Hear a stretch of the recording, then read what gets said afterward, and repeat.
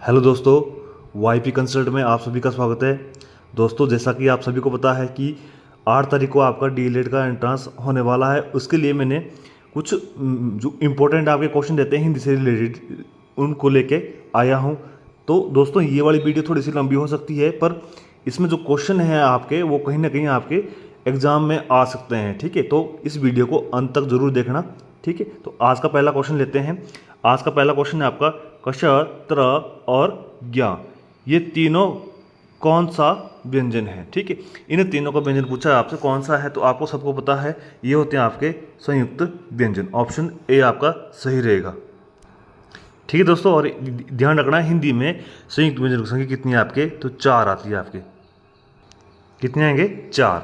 इनके साथ एक और आता है कौन सा आपका, तो श्र, ध्यान रखना श्री गणेश वाला श्र आता है आपका। ठीक है ना, आगे चले। फिर अगला क्वेश्चन है आपका त वर्ग का उच्चारण स्थान है। त वर्ग का तो आपको पता है ल तु स नाम दंते, ल तु स नाम दंते, तो ऑप्शन आपका बी यहाँ पे सही रहेगा।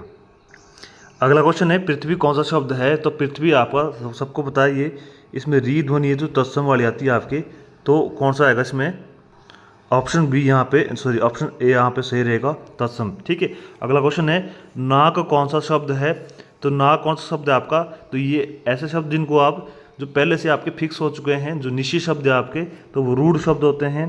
ये आपका ऑप्शन बी यहाँ पे सही रहेगा।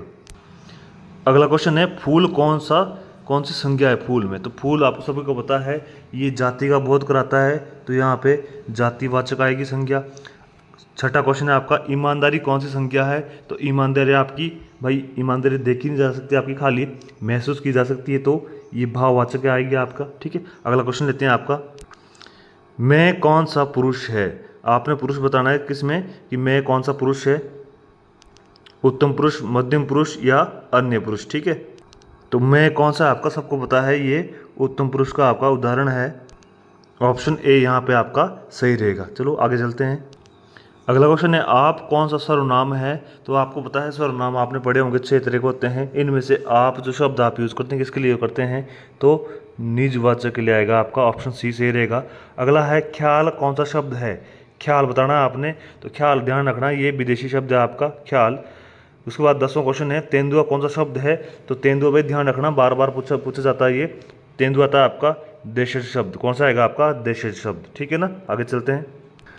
11वां क्वेश्चन है आपका कोई विशेषण है, तो कोई बताना आपने, विशेषण बताना कोई, इसका भाई क्या आएगा, तो परिमाणवाचक आएगा, सार्वनामिक विशेषण आएगा, गुणवाचक आएगा, या इनमें से कोई नहीं।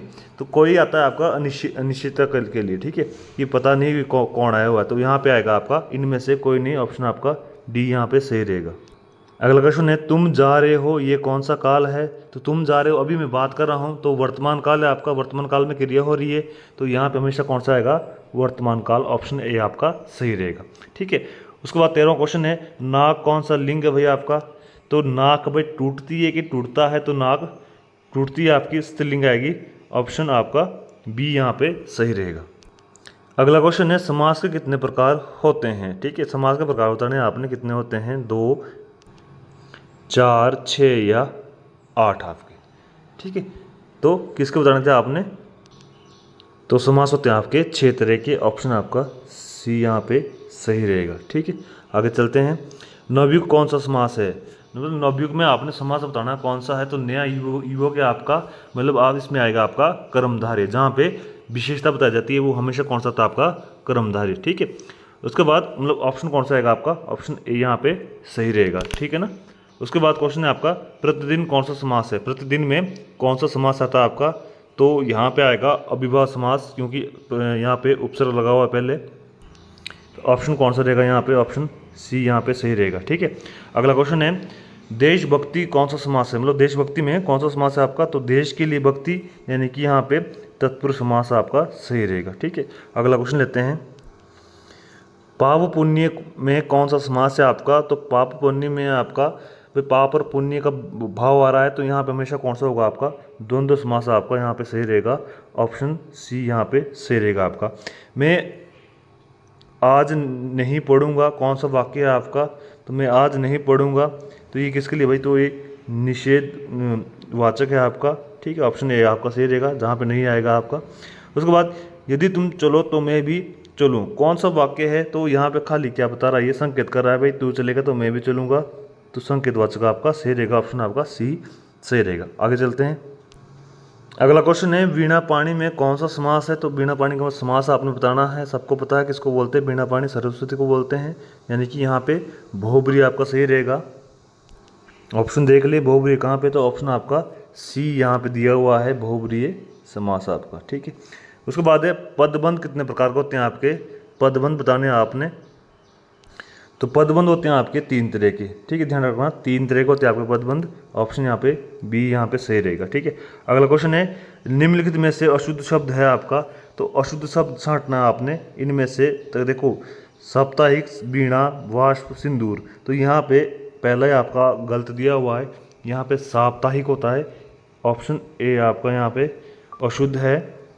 उसके बाद अगला क्वेश्चन है निम्नलिखित में से आ का पर्यायवाची शब्द आपका नहीं है, ठीक है।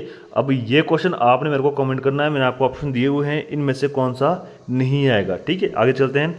अगला क्वेश्चन है आपका निम्नलिखित में से इच्छा का पर्यायवाची शब्द नहीं है, तो इच्छा का भाई क्या नहीं आता है इसमें? लिप्सा होता है, कामना होता है, स्पृहा होता है आपका, पर यातना जो होती है वो इच्छा नहीं होती है आपकी, ऑप्शन आपका सी सही रहेगा।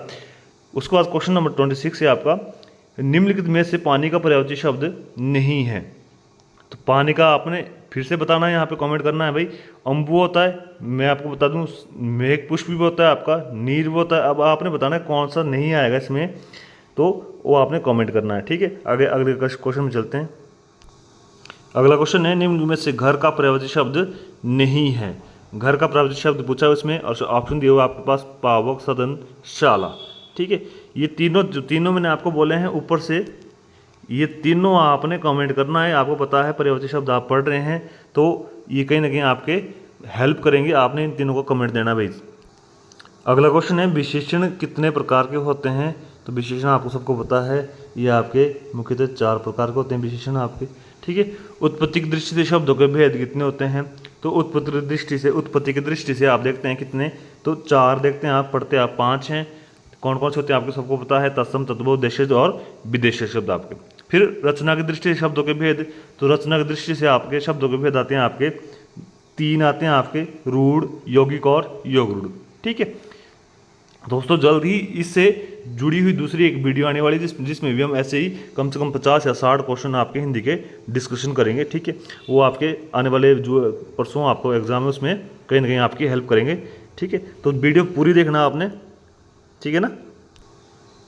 अगला क्वेश्चन है आपका संज्ञा के कितने भेद होते हैं आपके? संज्ञा के सबको पता है, संज्ञा के कितने भेद होते हैं आपके? तो वर्तमान में तो 3 है, पर आपके पूछेगा तो 5 भी आपके आते हैं, जो पहले थे आपके, पहले 5 थे, अभी वर्तमान में 3 हो गए इसके।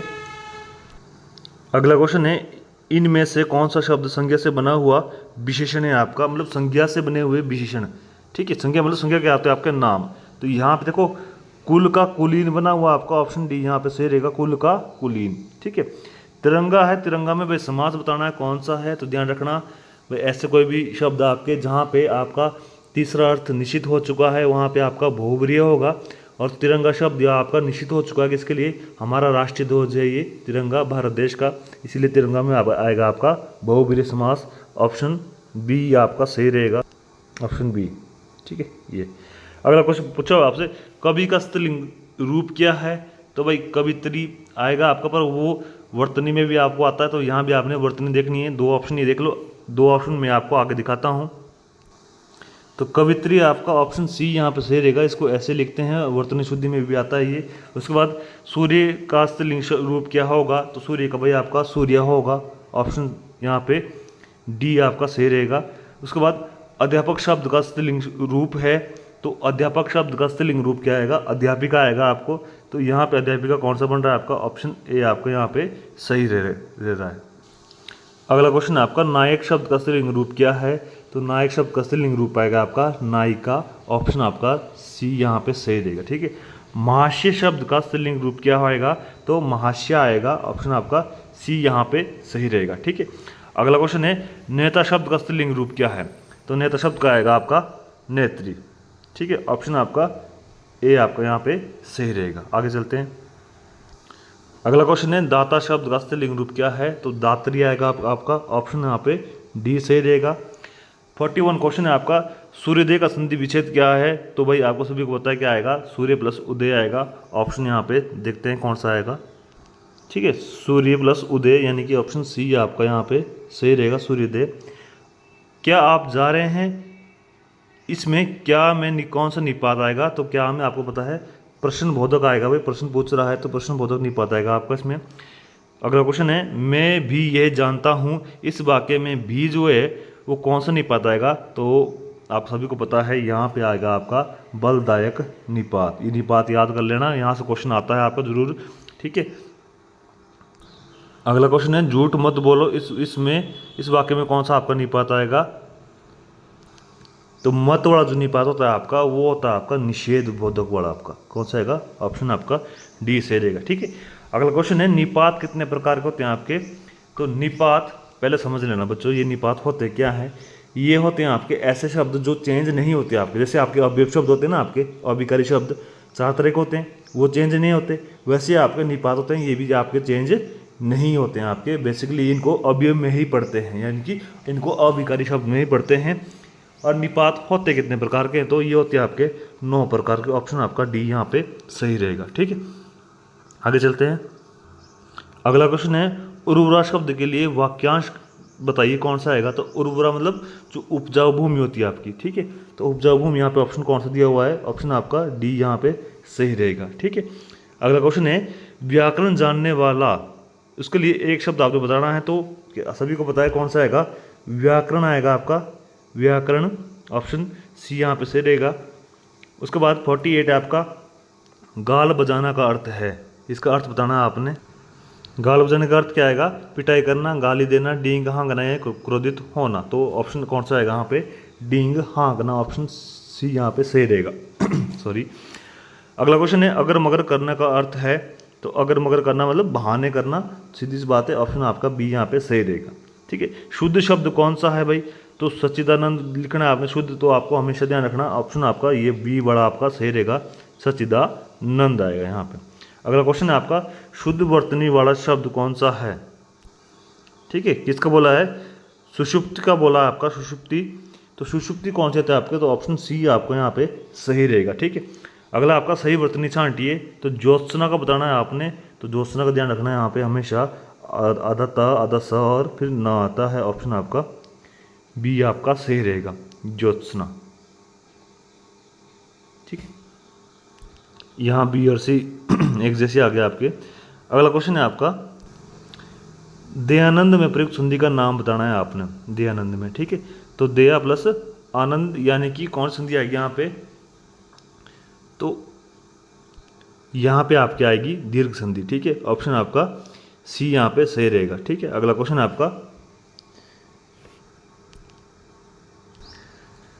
निम्नलिखित में से कौन सा शब्द वृद्धि संधि का उदाहरण नहीं है। तो वृद्धि संधि में मैंने बोला आपको कि ए की मात्रा आती है और ओ की मात्रा आती है। ठीक है, इनके अलावा कोई भी मात्रा नहीं आती। तो आपको दिख रहा है यहाँ पे भाई जलोग है आपका, सदैव 2 मात्रा आएगी हमेशा आपकी। ठीक है, तो कौन सा आएगा आपका यहाँ पे, गुरुपदेश। ठीक है, आगे चलते हैं। अगला क्वेश्चन आपका निम्न में से दीर्घ संधि युक्त पद कौन सा है। दीर्घ संधि का पद बताना है आपने, तो महर्षि, दैत्यारी या सूर्योदय या देवेंद्र।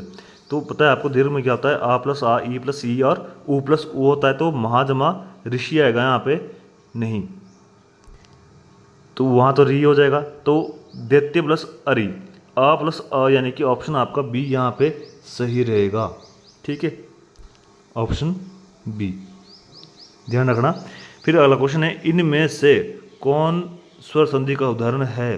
स्वर संधि का उदाहरण मतलब जहाँ पे प्रथम पद के अंतिम में भी आपका स्वर आएगा और द्वितीय पद के भी प्रथम में आपका स्वर आना चाहिए।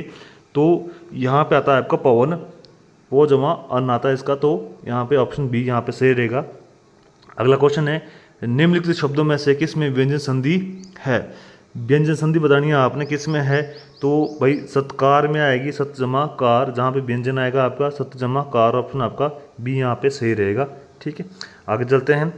अगला क्वेश्चन है आपका उत प्लस हार के योग से कौन सा शब्द बनेगा, तो यहाँ पे ध्यान रखना हमेशा उद्धार बनेगा। ऑप्शन आपका बी यहाँ पे सही रहेगा, उद्धार। ठीक है ना। अगला क्वेश्चन है, अनुनासिक का संबंध होता है आपका, तो अनुनासिक जो आप बोलते हैं, अनुनासिक इसको बोलते हैं, तो ये जो आपका लिखते हैं आप चंद्रबिंदु को अनुनासिक बोलते हैं।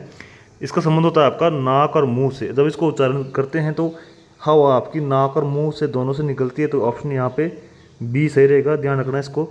लास्ट क्वेश्चन है, और लास्ट क्वेश्चन से पहले दोस्तों अगर आपको मेरी वीडियो अच्छी लगी है तो प्लीज़ इसको लाइक शेयर और कमेंट करना ना भूलें। ठीक है, चलो फिर लास्ट क्वेश्चन में चलते हैं। जो पहले कभी ना हुआ हो उसके लिए एक शब्द आपने बताना है, जो पहले कभी नहीं हुआ हो उसको बोलते हैं आपका अभूतपूर्व। ऑप्शन आपका डी यहाँ पे सही रहेगा। ठीक है, तो दोस्तों आज के लिए फिलहाल इतना ही। जल्द ही मैं इसकी अगली सीरीज में आपसे मिलूंगा, उसमें भी मैं कम से कम आपके लिए 60 क्वेश्चन लेके आऊँगा, जो एक तरह से हमारे रिवीजन जैसा हो जाएगा जैसे। ठीक है ना, क्योंकि कल परसों में आपका पेपर होने वाला है, तो थोड़ा सा इसको दे के जाएंगे। ठीक है, फिर अगले क्लास में मिलते हैं, तब तक के लिए जय हिंद, जय भारत, जय हिमाचल।